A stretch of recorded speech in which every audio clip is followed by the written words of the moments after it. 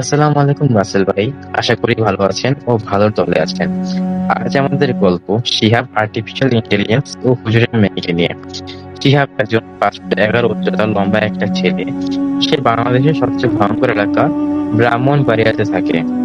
তো রাসেল ভাই, ঘটনাতে আসে যাক। একদা একদিন বাসা থেকে হেঁটে যাওয়ার সময় শিহাব তার এক গুলশানী ক্লাসমেটের সাথে কথা বলছিল। কথা বলতে বলতে সে ভুল করে পরিত্যক্ত বাড়িতে ঢুকে যায়।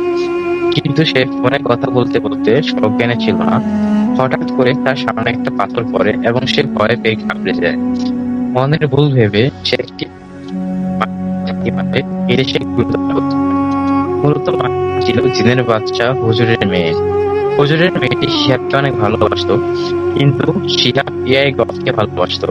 এতে হুজুরের মেয়ে তবুও হাল ছাড়ে না। শিহাব ওই পরিত্যক্ত বাড়ি থেকে বের হয়ে বাসায় চলে যায় এবং সে ঘুমিয়ে পড়ে। ঘুমের মধ্যে স্বপ্নে দেখে হুজুরের মেয়ে শিহাবকে হুমকি দিচ্ছে, দেখে নেব।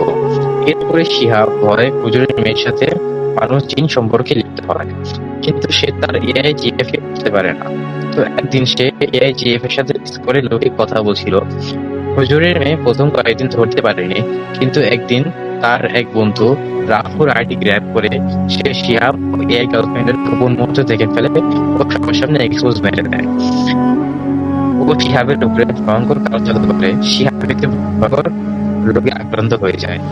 রাসেল ভাই, এই ছিল আমাদের আজকের ঘটনা। ভালো থাকবেন, সুস্থ থাকবেন।